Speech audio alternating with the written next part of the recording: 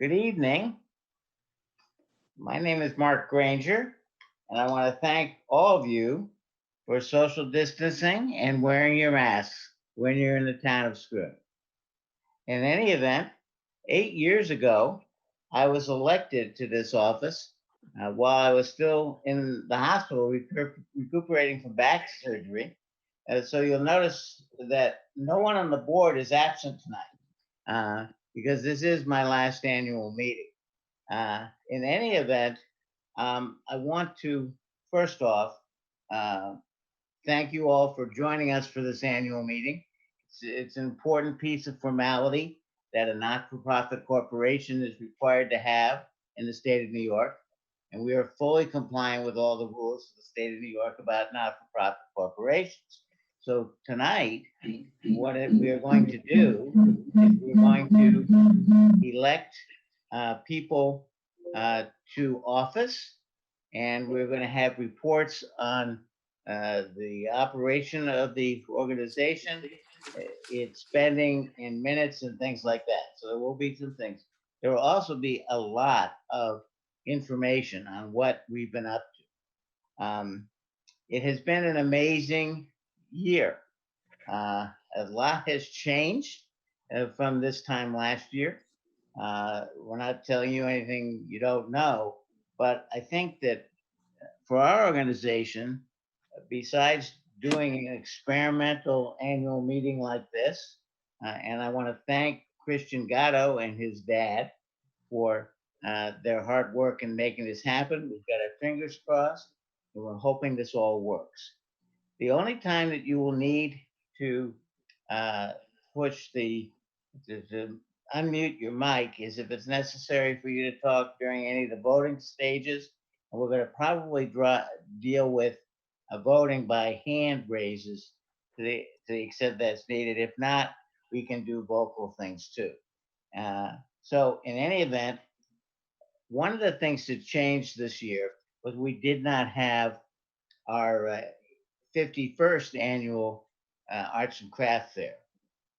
And I want to recognize the hard work that Kathy Granger, Miriam Friedman, and Christine Trabo have done in the past with this wonderful event, and also that they worked right up to the time when we decided that it just wasn't feasible. And of course, now it seems like duh, but at the time we were really trying to do the fair, and obviously it couldn't have happened. And but they did a lot of work getting ready for it, and we will have it next year. I certainly hope. So in any event, this is our first attempt at doing an annual meeting in Zoom, and it will also be recorded. So it will be on our website. It will be on the Screen Lake, I believe, uh, school website, and it will also be on YouTube, and will probably be on Facebook. So there'll be lots of places to watch this if you would have the desire. Our educational meeting, by the way, has had over 250 hits. So people are watching that. And so I hope you do too. Well, let's touch on a few things that has happened this year, um, despite all the dislocations. We as an organization have accomplished much uh, with the help of our partners like ESLA and the PLA and many other entities. We have managed to reduce our milfoil population in the lake to maintenance level. This is very significant because uh, it is very expensive to remove milfoil completely, and through the hard work of people starting with Steve Lemire 25 years ago, we have been working on uh, reducing and then eliminating, at least down to a maintenance level, milfoil. Um, we have established a boat launch at Schroon Lake Village. We've established the Paradox Lake Association has done a boat launch with inspections at Paradox Lake Campsite, and of course the ones down in Horkin, so that they're done by ESLA and the town of Horkin. So basically, we have now the lake covered in terms of where places people launch. So we're watching their boats to prevent the entry of invasives. Why do we care about that? Well, because we are a very pretty much pristine lake. We only have two planned invasives, milfoil and curly leaf pondweed. But right next door to us at Lake George and Lake Champlain, there's tons of different kinds of invasives, and we don't want them here. And since there are a lot of boats that go between the lakes, we want to make sure that they don't bring stuff in. Which brings us then to establishing and operating boat wash stations. Uh, ESLA on the southern end, and PLA and Schroon Lake Association on the northern end. We bought a station, a boat wash station, which cost about $27,000 with the help of ESLA, PLA, and SLA, and turned it over to the town of Schroon, which now has that on Route 74 in Severance. And it's been in operation now for 3 years, and it is a very busy boat wash station because, in fact, uh, people going to Lake Champlain from the Route 9 across Route 74 and coming from the Northway also stop at that station. Um, in addition to this, we continued a number of other important programs. Our CSLAP program, and I think I saw Chuck get on uh, this call, and basically, CSLAP is an organization that does sampling of the lake every year in multiple locations and gives us reports on chemicals and other issues with the quality of the water in the lake, which has remained excellent, but we're keeping an eye on that. We also have been with ESLA engaged in a bacteria sampling program looking for E. coli in order to watch for issues from uh, things getting into the lake. We want to basically prevent anything from going in the lake, and we want to try and keep it clean. And that is certainly something we've worked at. Tributary sampling, the different rivers that come into the lake and streams, we've been sampling them, and we've continued to do that. That was a process started by the late Steve Lemire, and we are continuing that. And then there's bottom mapping. Now, I'm not going to steal Neil's thunder, but basically, why do we care what's happening on the bottom? Well, there's a lot of reasons why we care. First off, we want to see vegetation down there and determine if it's milfoil or natural plants. Secondly, we know we have a problem with sand coming into the lake from the north, and we want to see what impact that is having on things. Thirdly, there's a lot of other information we can gather that will help us in getting grants and in finding out what's actually happening in the lake. So more on that you'll hear from Neil tonight. The other things, there are lots of other things we've been doing, but I want to emphasize that probably the most important thing that's happened in my time in office is that there's an outgrowth of great cooperation in protecting our watershed. And now we're not just talking about a lake, we're talking about the whole watershed from basically from North Hudson, Paradox Lake, Schroon Lake, and down towards Chesterton. It's twice the size of Lake George's, and it's huge, multiple 250 square miles. It's really huge, and what we are trying to do is make sure that we're protecting all of that, and that's a lot of work. So how is that cooperation working? Well, we have a steering committee that's been formed, which contains the representatives from the towns of Chester, Harkin, and Schroon. We also have Essex and Warren County soil and water experts on it. And we also have the three lake associations, and that is working very well and has now come up with another more updated plan of action to preserve the lake. We now have regular meetings and close cooperation between the three lake associations. And this is a huge development uh, for our lakes because now we are working together. The Schroon Lake Association, the Paradox Lake Association, and the ESLA, East Shore Schroon Lake Association, have now been working together a solid 7 years. And in those 7 years, uh, there have been a lot of heroes in that process. I want to credit Jane Smith from ESLA, who shook hands with me and we sat down and got started on this. And then that was followed by Steve Ehlers, and now I see Bob is on today, Bob Colgrove as the president of ESLA. So, I managed to outlast three presidents of ESLA. Anyway, so we have this cooperation. We have with the Paradox Lake Association.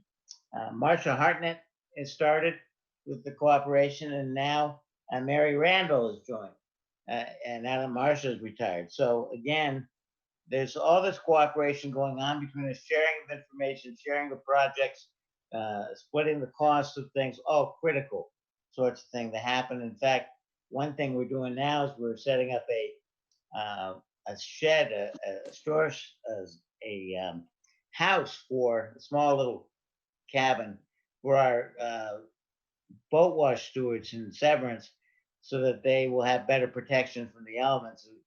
Only so many tents we can have blow down before we decide we need to do more. And that sort of effort is also being shared. We are working with the Adirondack Park Invasive Plants uh, program, APIP, and they have been huge help to us working on the bottom mapping and also working on public information for people about things.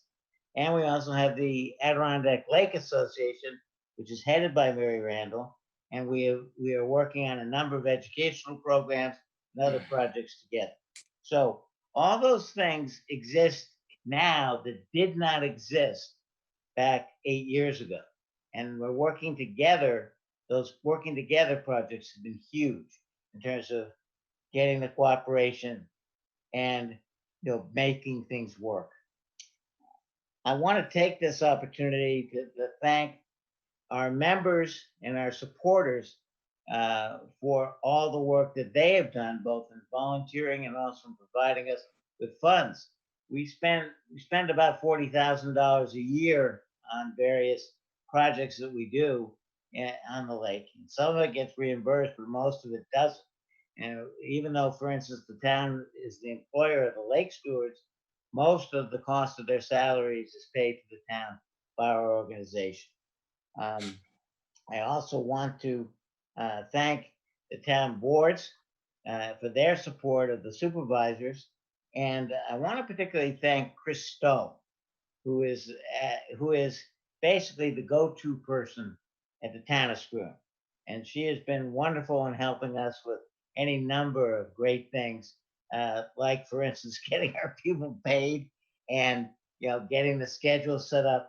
She gets to be something of the mother hen for our young people, and she also has just been terrific in helping us get a hold of town people town employees when we need some help. I want to particularly recognize first my board. No one could have a better board. I am so blessed to have the hard work of so many people that have just jumped in, and helped greatly. I want to mention in particular Roger Friedman, who is not only our historian of the efforts on the lake, dating back more than 25 years, but also is our liaison to the political units, including the town, and basically, we would be lost without him. When I took this job, I said I would only do it if Roger would be a vice president, and he has been everything that I had hoped he could be. Um, John Fear is our corresponding secretary, and John has been the voice of the organization. I write the Lake Telegram, and then he makes it intelligible, and so he's become quite the editor. Want to also thank Glenn Repko for all the different things he jumps into, and the publicity and things like that. I want to thank Neil for so faithfully recording our minutes and keeping us up to speed and reminded of the things we promised to do. It's great if you get minutes right after the meeting, so you get reminded of what you have to do. If it takes the whole month, you don't get it done. So I suppose some people don't like Neil for that, but I love Neil for doing that. Pete Siegel, a treasurer. Uh, Pete has been the treasurer since we started writing on stone, and I think in any event, it's such a relief for as being a president of a not-for-profit when you've got somebody that not only handles the books so beautifully, but keeps an eye on the high view, that is thinking about the 20,000-foot look at things. And I can always count on Pete to say, and he says it always in such a disarming way, like, have you thought about, have you considered, it's never, you idiot, you forgot this whole thing. It's always some nice way of making us know about this. I want to thank Chuck Harsty, who, Chuck is one of these guys. He's only here 2.5 months, but he seems to take care of everything out the whole year. And he, in addition to being involved forever with CSLAP, he is our silent auction person for the craft fair, and he is also a steady voice of experience that we always expect and look forward to hearing. Um, so I want to mention a couple other people. Jer Cox, who you'll see her work as the nominating person. She is as a newest board member, gets to do all the tough jobs. So, but she has been great helping us with those, and also helping us with things like the boat wash station and other things. She is a go-to it and jumps right in with her sleeves rolled up person. That's what we need on our board. Larry Conley quietly gets a lot of things accomplished, and he's sort of one of those brainiac type guys that manages to get things done, and I greatly appreciate having him around. And Sue Palisano, I don't know what they gave you, whether it was medication or alcohol, but I understand she's actually agreed to take over from me. So Sue, more power to you, and glad to have you doing that. She has been our voice of the Chamber of Commerce, of course, and also has been very helpful for us in a number of ways on publicity. So, as I say my last uh, statements as president, although my term doesn't expire until December, I do want everybody to understand that it takes all these people to make this work. And it's very important that we have both the manpower and woman power and the money to do all these things. And now here comes the money pitch, folks. Okay, Christian, if you put up our membership form.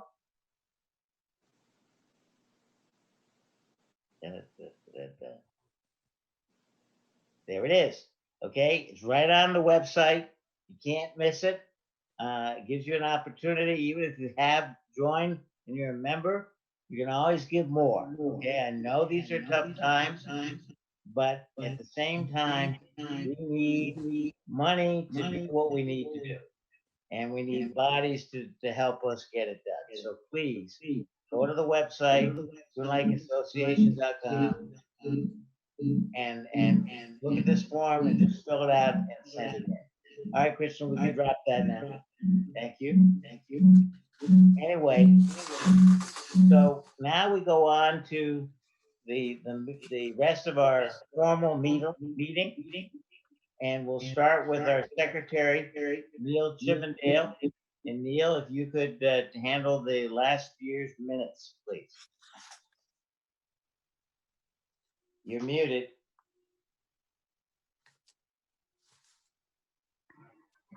Hi, I'd like to welcome everyone to the meeting tonight. We have over 40 people here on the Zoom. So that's really great. And you can see there's a copy in front of you, but I will just, for those that don't have visual, I'll give you a introduction. Mark welcomed us last year. He talked about sort of the highlights and Cloud Spitter grants and CSLAP and thanking the marina and the stewards and the like. Most of our board was also in attendance last year. And Pete Siegel made his treasurer's report, 53,000 in the bank. And we'll find out how much we got shortly. Some acknowledgments to our craft fair people, Kathy Granger, Miriam Friedman, and Christine Tribo. And to our silent auction person, Chuck Harst, who couldn't have done it without his wife, which I didn't put in the minutes, but that's true. Lake management report from Roger. And of course, we had highlights after the meeting, so we didn't have a lot of content there. Then we had the most important thing, the board of directors election, where we had our slate, which is on the second page of what should be up on the screen. We can go to page 2. But anyways, president, there we go. Now we got the slate of officers that were up there who were elected last year. It's pretty much the same this year, except we're going to have a new president, and we have most of our board returning. So then we had motions to close that, and then we made a motion to close the meeting, which ended after the election of that board, which closed the meeting. And then we went to the presentations section, which really isn't an official part of the meeting, but we had Mike Marnell gave his final presentation last year about what the many things that he accomplished during his time in office. I got to say a little bit about bottom mapping, and I'm going to do it again this year in a little video. Roger Friedman talked about the summary of the lake issues. And then we had lake reports that came from Alice Halloran of Essex County Soil and Water. Morgan Lemire stepped in for his dad and gave the lake manager's report. Of course, we're saddened by Steve's death, and all the things we're doing couldn't have been done without his help. Then we had Nick Roll, who talked about the dive team. And then we had 2 guys from the harvest team, which if you saw our education video, which is up on our website, you'll see them up there. We had Jim Liebram from Warren County Soil and Water. And then basically the meeting was adjourned at 9:30. So that's the gist of it right there. And so I think we probably need a motion to approve these. Yes, we do. So moved. So we have Roger, and who would like to second it? Second. Matt Curran. So wave your hand if you like the report. Okay. All right, we're approved. I'm done. Thank you, Neil. Okay, and our next, and there will be minutes next year from Neil on today's meeting. Okay, next is our treasurer, Pete Siegel. Pete? Hi, I've got a couple of slides. Are they available? There you go. Good. We just heard from Neil that a year ago, little feedback from the wrong thing here. We heard that a year ago, we had $53,000 in the bank. Now we have 43. So we're down a bit, but the amount we have right now is a somewhat meaningless figure because most of our income has been received. Most of our expenses are yet to be paid. So for those who can't see the slide, at the end of 2019, we had $24,198.70 in cash and bank accounts. On the 2nd of this month, last director's meeting, $43,198. 971.32. In the last 2 years before this, we had losses in 2018 of $716, 2019 in 54.55. I had hoped to give an analysis of planned activities for the 2020 year, but the pandemic has changed things so much that our initial projections are no longer valid. And so I really can't give you any more detail at this time, but I'm glad to share my reports in detail with anyone who's interested. Thank you. Thank you. So we now need I will tell you that we know there's a lot of expenditures to go coming up. We also know that part of our work has been dependent on a state grant. Although we did get paid this year for last year's expenses, we have no idea whether the state will be good for its grant this year. So we need as much in the way of funding as we can get. Could I ask that somebody move to approve Pete's treasurer's report? I move to approve the report. Okay, second I'll second. of Jer, okay? Any further discussion? All in favor, raise your hands. Okay, any opposed? Okay, that is carried. All right. Now, the next exciting thing will be the elections. And so this is Jer's first chance to do this. So I may jump in if she has a question. Please pay attention to this. This is the time in which you can really participate in the discussion. Okay, so Jer, take it away. Thank you. Thanks, Mark. And hello, everybody. Very happy to be here, and hope you're all doing well and enjoying the cooler, slightly cooler weather. And so I'm going to get started now. So you can see in front of you the slate, which was put forward by the nominating committee. And for those who can't see, I will read it out. We'll start off with the officer elections, and then we'll move along to the directors after that. So for the officers, for president, we've nominated Sue Palisano, vice president Roger Friedman, vice president Glenn Repko, treasurer Peter Siegel, recording secretary Neil Chippendale, and corresponding secretary John Fear. And so I'd like to ask if there was any nominations coming from, for any of those positions coming from the floor. If anybody wants to raise their hand or chat, put in a chat, I'll pause to allow you to do that.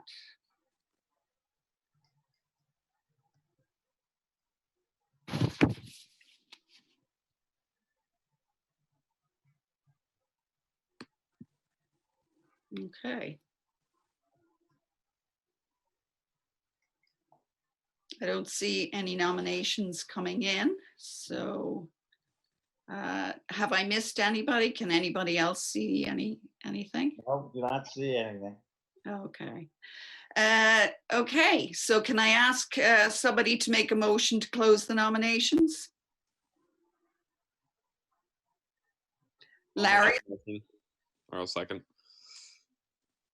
and who's seconding? I'll second, Matt. Matt. Okay, thanks, Matt. Any further discussion? Okay, can we all vote from the membership to close the nominations? I guess raise your hand.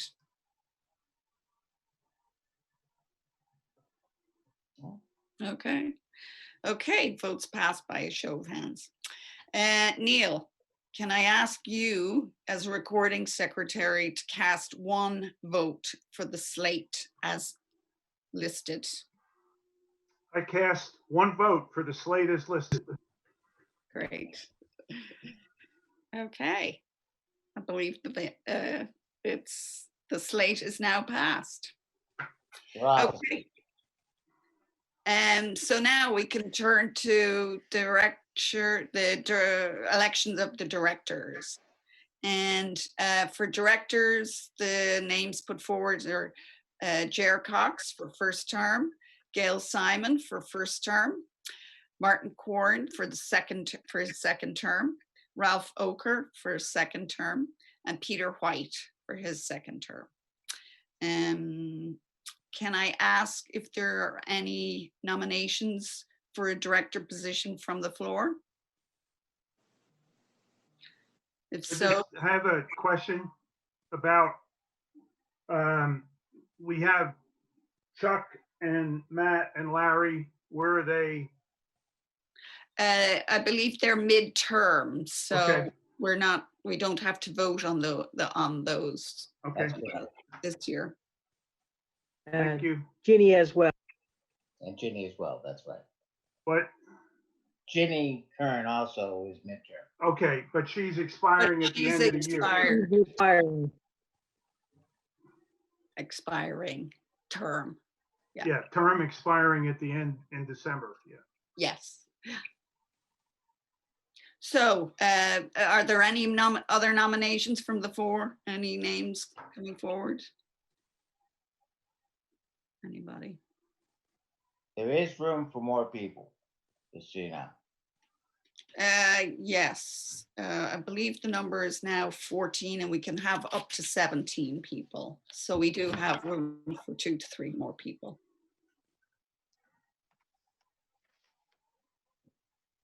I guess. Okay, so I guess I'll ask somebody to make a motion that we close nominations. So moved. Sorry, That was Pete Siegel. Who seconded? Peter White.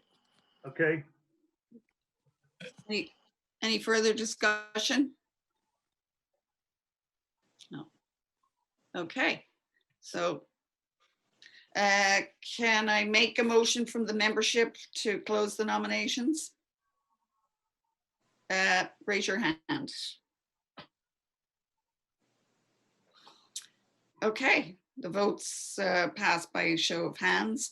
And again, Neil, I will ask you as the recording secretary if you can cast a vote for the director's slate as noted. so I hereby cast my vote for the slate of officers on behalf of the organization. Not the slate of directors. Slate of directors. Yes, We've already done this. Officer. yep. Okay. Okay, Thank you, Thank you, Jerry. it's passed. Congratulations, everybody.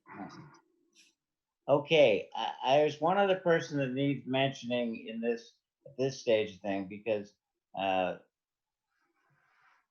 at this point in time, we have the end of the term of Merritt Hulst, Hulst, and Merritt has been a board member for a long, long time, and has been a huge contributor to things that we have done. And Merritt and his wife, Annalise Regan, have donated land for rent at $5 a year for the boat wash station in Severance. And Merritt has been not only a hard worker for our organization, but in many ways has been the conscience of our organization. And unfortunately, his health has been failing, and he's been really too tired to make meetings and asked to go off. We were very sad to see him do this, but I think it's appropriate for him, and he'll still be there. If you want to know something about the lake or why it's important, Merritt will tell you. And we plan to have him help us out when we're back seeing people regularly again. So I want to just acknowledge his service to our organization and thank him for it. And I would ask that we just give a round of applause for Merritt and what he's contributed. If everybody could applaud, please. Things alone. Thank you. They have Okay. Fruit Loop stuff and some other stuff. Okay. All right. Now, unfortunately, I don't know. I'm sorry. Okay. Anyway, now comes the part of the meeting in which we would talk about the state of the town. And Jeff Suber is not able to be with us tonight. I want to take a couple minutes to talk a little bit about the town's role. Just, And- if I can interrupt, Sure, go ahead. Yeah. Normally at this time, we would adjourn the business meeting and then we go into the informal section of the meeting. That sounds. So we really thank you for need a reminding me. motion to adjourn. Okay, then could I have someone move to adjourn the annual meeting? I'll move. Right. Okay, Joe moves. Second, Sue, Alessano. Yeah. Okay. Okay. Any further discussion? All in favor of adjourning the business meeting, raise your hands. I, okay. Carries. Okay, thank you. All right, thank you for reminding me, Neil. That's why you're here. Okay. In any event, Jeff couldn't be here with us tonight, but I know that a number of the members of the board, the new board, town board of supervisors here. Basically, the number of members are here. I did see both Rick Giro and I did see Meg Wood as well as Roger. I don't know, did I miss Ethan? If I missed you, I apologize. But in any event, we have a very exciting newly constituted board and a new supervisor. And this is a time of great excitement in terms of the kinds of things we will look for from these folks. With Roger and Meg Wood and Roger Friedman staying on the board for another 2 years, and these new people, Rick Giro and Ethan Thompson, coming on board, it is likely to be, and as well as Jeff Suber, it's likely to be a very exciting time for our town. Where there's still interesting challenges. Let me say that the town board has been very responsive to us, and that we are looking forward to a long-term relationship with the town as an organization. Everybody knows that the lake is critical to the survival of the town. The quality of the lake is very important. We also want to thank all the efforts that already happened to make things change and move forward in the town. And we look forward to continuing to work with the town board and with Jeff Suber over the coming year. And with that, I will now step aside and I will introduce Roger Friedman, who will take over the state of the lake. It's very fitting and appropriate that Roger would be giving the presentation and putting together the presentation on the state of the lake. He has been actively involved for decades in doing just that, working on the state of the lake. And he is a tireless advocate. He is a skilled negotiator, and he has brought with him a wealth of knowledge about how things work in the Adirondacks that we have all benefited from. So he's also been a great friend to me and to our board and to our organization. So Roger, you can take over now. I think Christian has pre-recorded right now. Okay.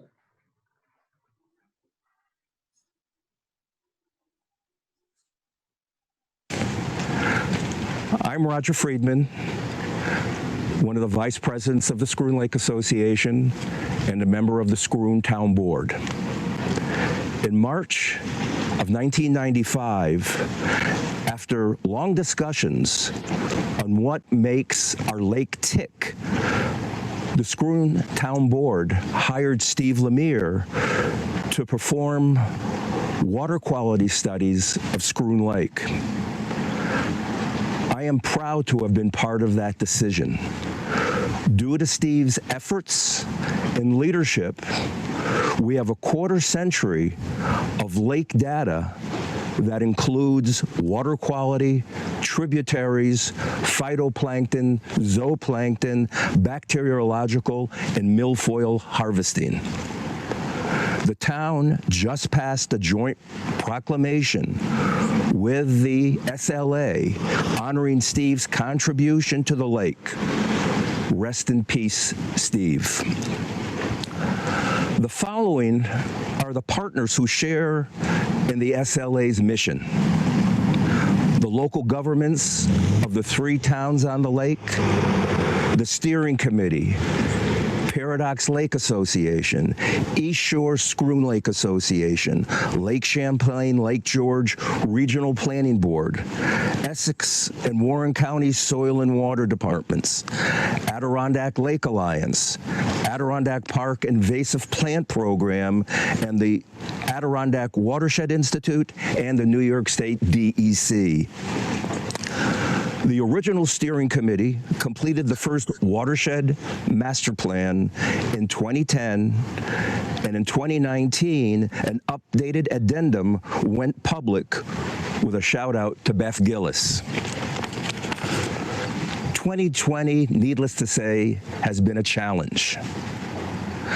COVID-19 has changed the way we all live our lives. Because of lab closures, much of our lake testing has not been possible.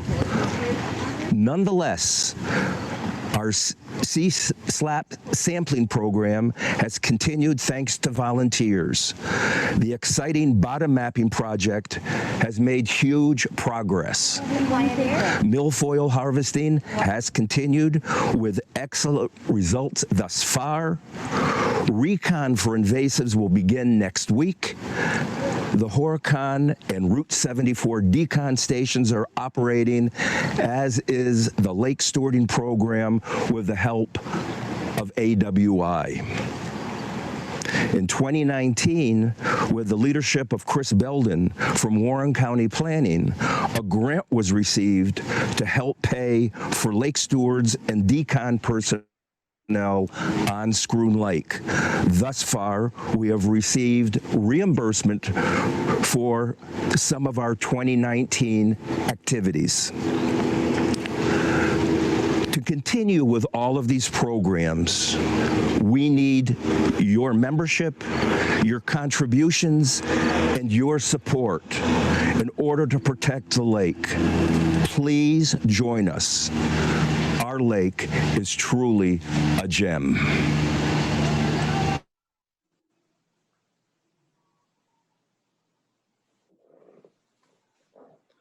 Are we back? Yes, we are.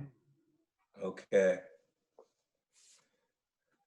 Well, this evening, we have reports from several of those who make our mission possible. But before that, I just need to thank Christian Grotto for helping put this whole program together. And of course, Mark, this is his last annual meeting as president, unless he demands a comeback sometime in the future. I think on behalf of all of us, we need to say thank you.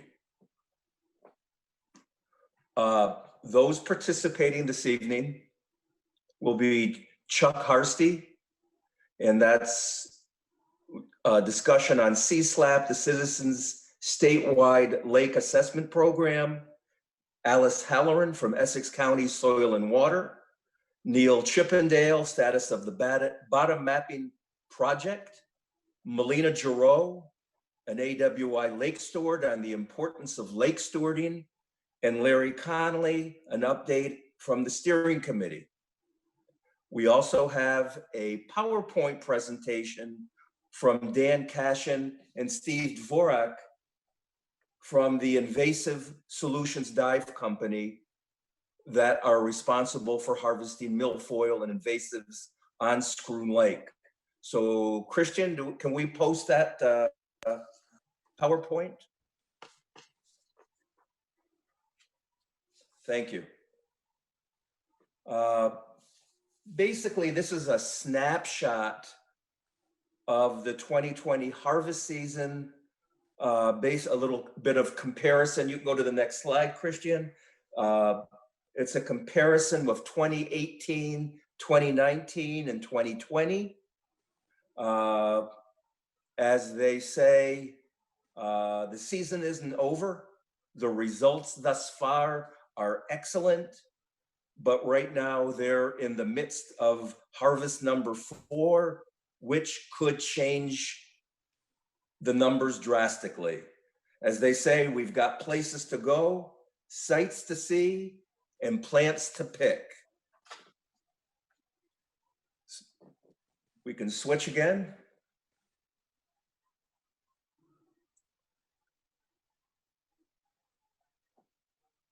They specialize in hand harvesting of aquatic invasive species.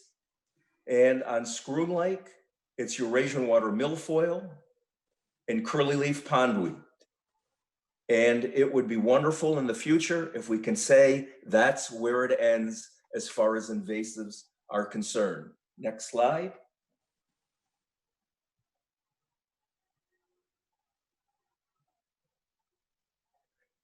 In 2018, there was a total of 1,301 pounds harvested. The three high producing sites were west of Brill Island, and actually the discovery of milfoil there as bait was really the impetus for us starting the bottom mapping project. The second site was the Skylark area. And the third was north of the Word of Life Island dock. Okay, we'll go to 2019.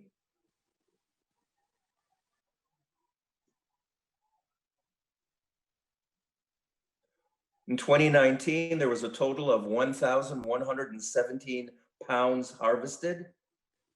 They note that much of the harvested milfoil came from high traffic areas, for instance, like the marina. And increased boater activity can be conducive to the spread of milfoil due to fragmentation and transportation of the milfoil. The three top producing sites were at Schroon Lake Marina, Terra Alta, and the Word of Life Bay. We'll go to 2020.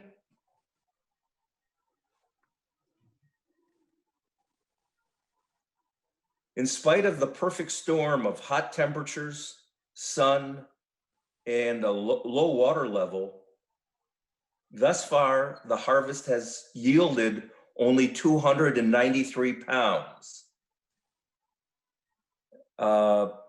As Dan and Steve comment, that's a great start, but let's not count our chickens before they're hatched.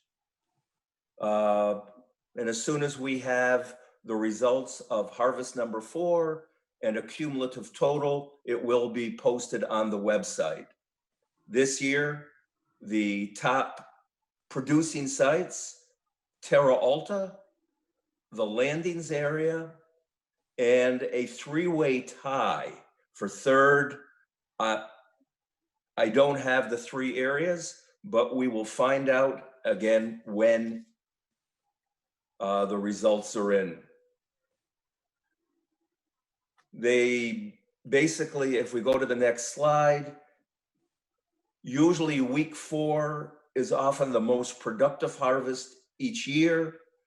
So we just have to hold on, see what happens. Again, the next slide will show 2018, 2019, and 2020 to date.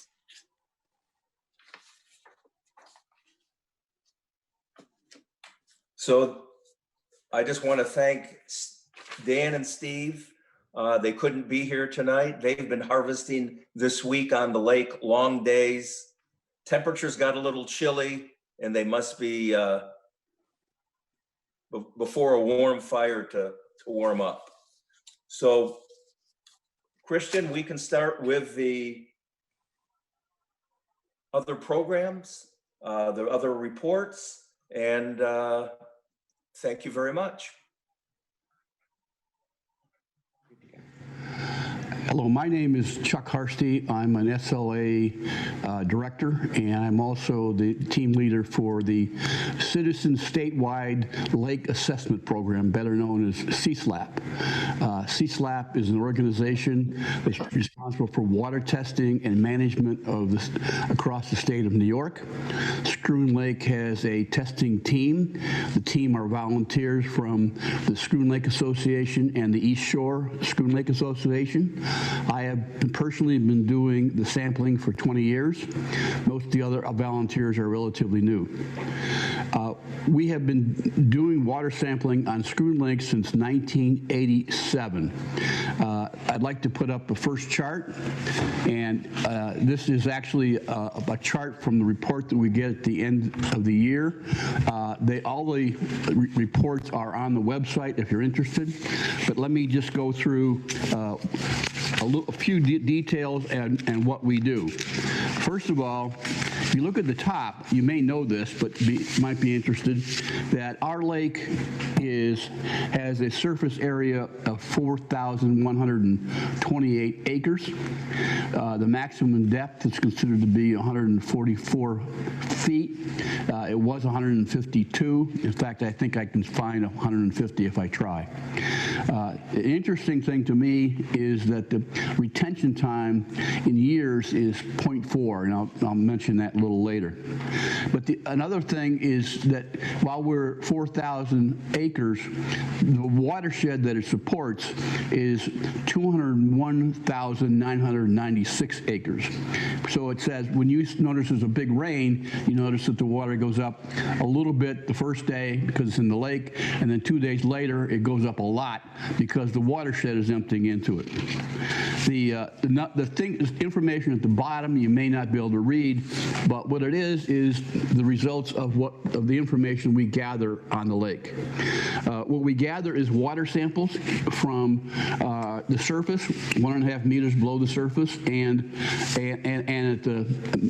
at the bottom. We do it in the north and the south basin. We do 8 samples per basin per year.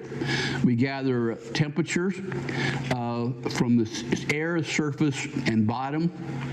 Typically, the air and surface temperatures are between 20 and 26 degrees C, and the bottom is typically between 8 and 9 degrees C. We measure the clarity of the water using a device called a Secchi disc. Typically, the clarity of our lake is between 3 and 5 meters.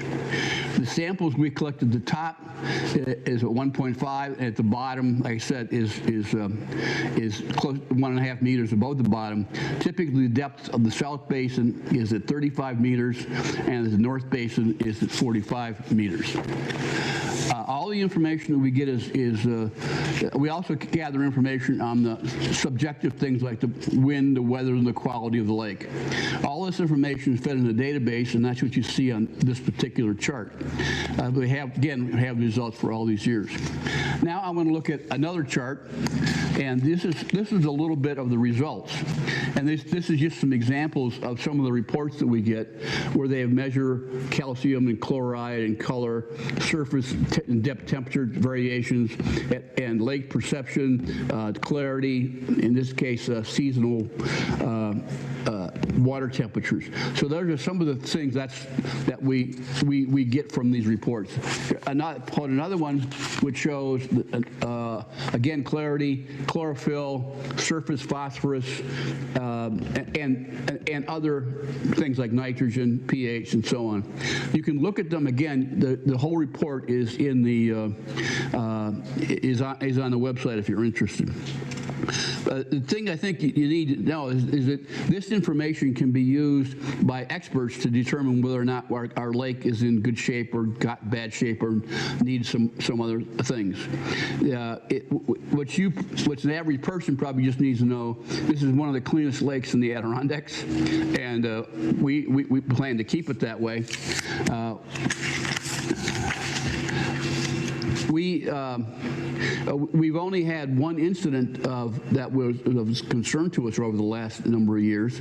A few years ago, we did a sampling, and the phosphorus level went through the roof. And we almost panicked because we didn't know what the problem was or how to fix it. So we discovered that it could be one of a lot of things. It could be the testers, the people doing the testing were doing it wrong. The equipment could have been contaminated. The lab could have messed up the results. We could have had a spill, like from a sewage treatment plant into the lake or something like that. Or it could be, as we found out later, it could be just lakes do that sometimes. It turns out there's a few things we can eliminate. First, I don't think it was the tester problem. I was the tester for that day, and I've been doing it for a long time. But also, Steve Lemire, our great lake manager, was also testing that day, and he doesn't mess up. So both of us were doing different tests, but using the same equipment on that day. And he sent his to one lab, I sent Myers to a different lab, so it wasn't a lab problem. And we checked with the sewage treatment plant and all the places around there, and there was no spill. That didn't happen. So it really got down to either we had contaminated equipment or the lakes just do that sometimes. The good news is, and I mentioned that earlier, that the retention time is 0.4 years in the lake. When we did the test the following 2 weeks later, the problem had dissipated. So the lake does work, it cleans itself, and that's a good thing. So thank you for the interest in our lake. Let you know that the SLA and the ESLA have been and will continue to monitor and control this lake and keep it as clean as possible. Thank you.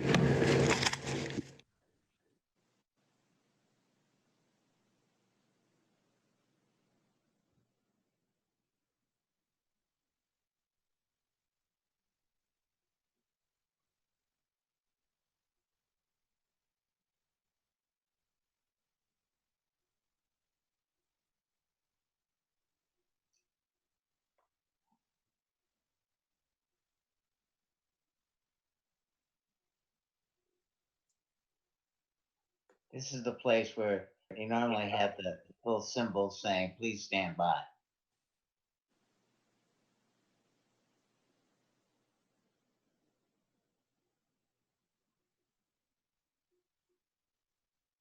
Okay, Alice's video is not loading for some reason, so we're gonna go on to the next one.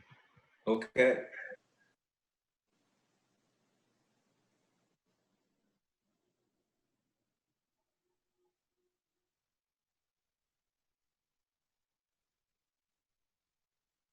You're good to go. Hi, my name is Neil Chippendale. I'm one of the directors of the Schroon Lake Association.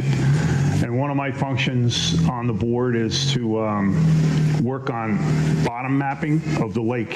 So we're doing this sonar survey of our lake bottom for a number of reasons. One of which is to find additional areas within the lake that may harbor milfoil that are probably maybe less than 20 feet in depth. I mean, where we might have some plant growth. We're also interested in sand infiltration into the lake, which is coming from bank erosion on the upper Schroon River and bringing lake. It's very visible in the Schroon River as you see all the sandbanks that are there. We've had a growth of the sand at the north end of the island, the so-called Dog Island, a favorite vacation place for people to take their boats. Is no longer an island. It's now just a big sandbank. We basically almost have a wall of sand coming into the lake. We also wonder about how all this is going to affect our fisheries. So with all these kind of questions, what Schroon Lake Association has done, we have partnered with APIP, which is the Adirondack Park Invasive Plant Program. And we are working with a sonar system which ties into a database which enables us to go out and map the lake. So for the last 2 years, I've been out mapping the lake, gotten most of the north end done, and we're working on the south end.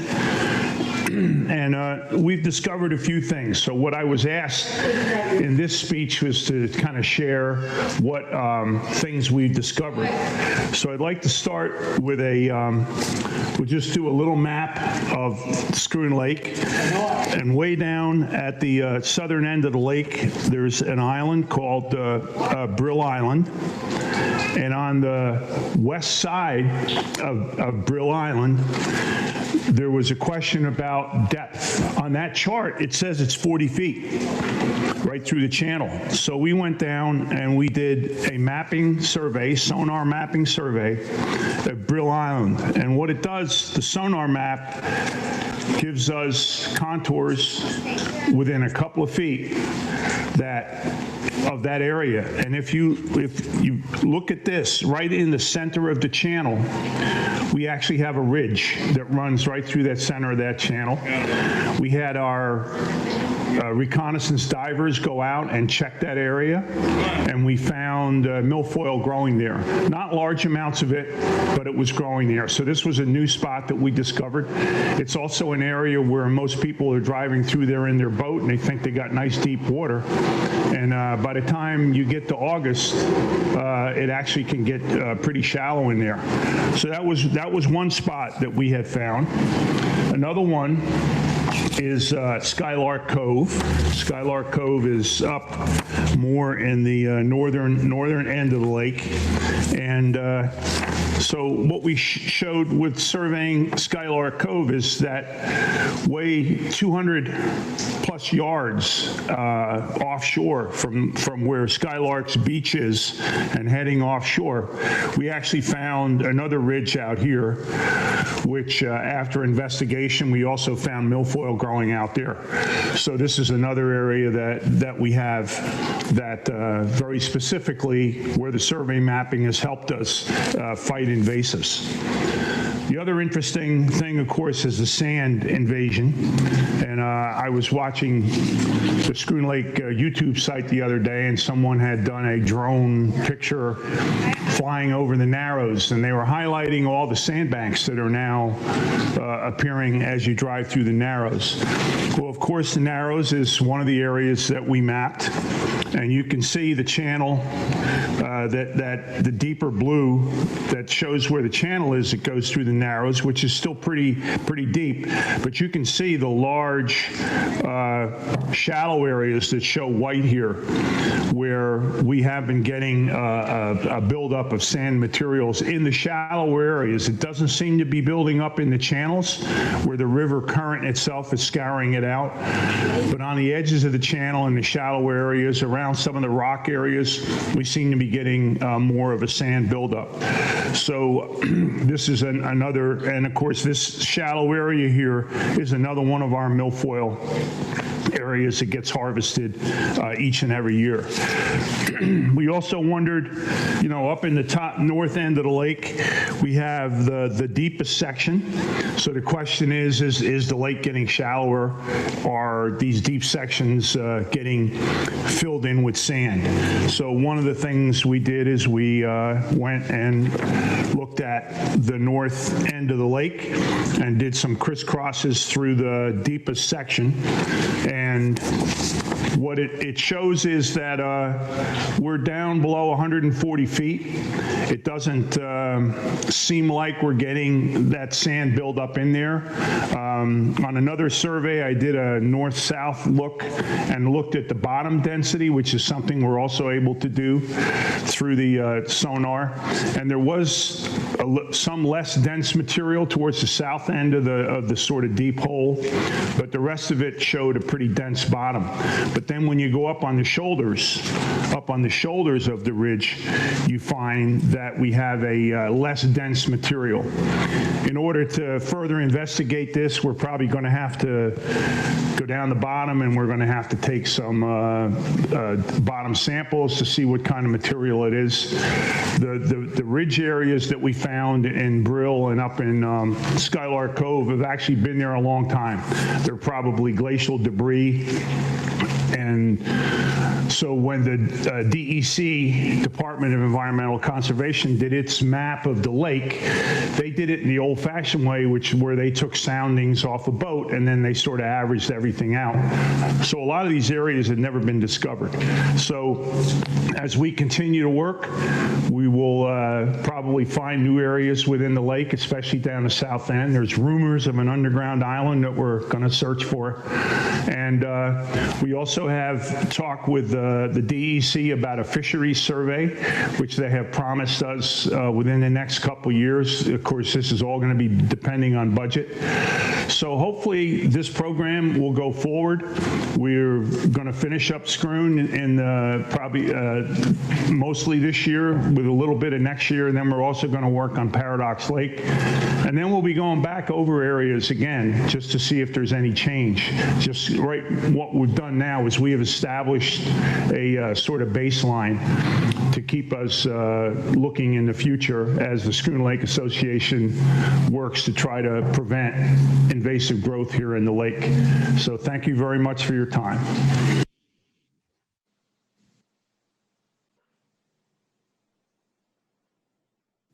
Hi, I'm Melina Giroux. I'm a lake steward for Schroon Lake. I've been working here for 2 years, 2 summers.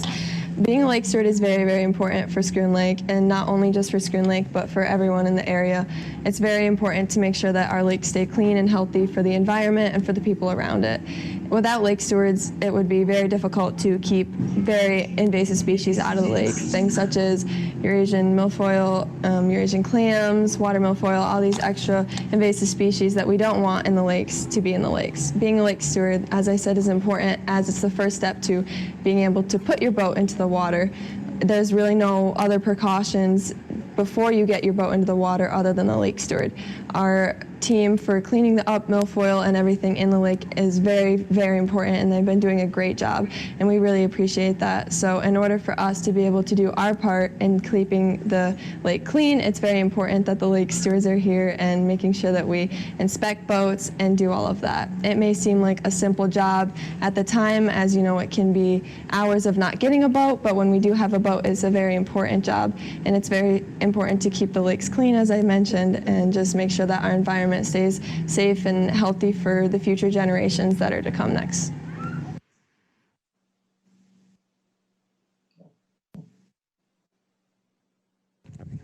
Hi, I'm Larry Conley.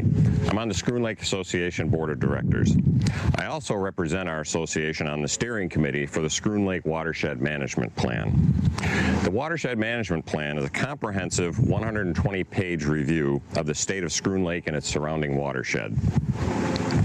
The goal of the plan is to identify issues affecting the water quality and ecology of Schroon Lake and to make specific recommendations to protect and preserve the lake. The plan was first completed and published in 2010 and primarily recommended action on stormwater runoff mitigation, aquatic invasive species management, highway maintenance and road salt reduction, and homeowner outreach and education. Over the past 2 years, the steering committee has completed a comprehensive review of the original plan and published a 23-page addendum identifying additional priority issues involving the entire watershed, including the upper and lower Schroon River and Paradox Lake, since what affects part of the watershed affects the whole. Among these issues are terrestrial invasive species management, lake water level monitoring, and fisheries management. Over the past 10 years, the many partners on the steering committee have been working diligently to implement the recommendations of the plan.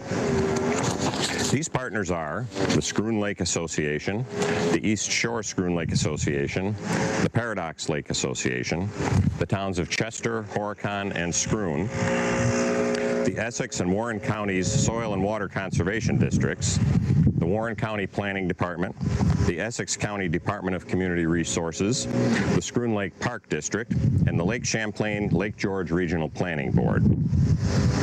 The plan has both short-term and very long-term recommendations. Some require cooperation and coordination with local, state, and federal governments. Some require thousands or hundreds of thousands of dollars, which come from the lake associations, towns, or government or foundation grants. Other recommendations take time and effort by many volunteers. With current events, budgets are tight across the board and many of our programs are suffering. For example, there's been no study of the Schroon Lake fishery in many years. We have requested one from the DEC. They agreed, but due to a shortage of staffing and funds, it will probably be at least 1 to 2 years before it gets done, if then. On the positive side, the state has approved a road salt management task force and study for the Adirondacks. Also, the lake associations and towns are continuing to staff the boat launches and boat decontamination stations with stewards. We're still scouting and removing invasive Eurasian water milfoil. We're still performing water quality testing and bacterial testing. The towns are short of money to do a lot of stormwater management projects, and a lot of grant money is on hold indefinitely. The steering committee is prioritizing projects and will apply for grants when they become available. I've only talked about a few of the issues and recommendations the steering committee is addressing. The Schroon Lake Watershed Management Plan and addendum are posted on our website, schroonlakeassociation.com. Everyone can help by joining your lake association or making a donation or joining our board of directors. You can also volunteer to help on projects without being a member. At the very least, you can make sure your boat is clean, drained, and dried so you don't spread invasive species into Schroon Lake or any other lake. You can make sure your shoreline and driveway ditches are stable and not contributing to erosion, and you can make sure your septic system is working properly. The steering committee usually meets on a monthly basis, lately on Zoom. It's an ongoing battle for all of our partners to protect the water, and we need all the help we can get. Thank you.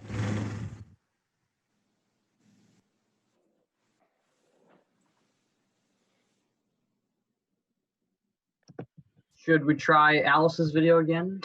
Because Give her one more chance. okay, here we go.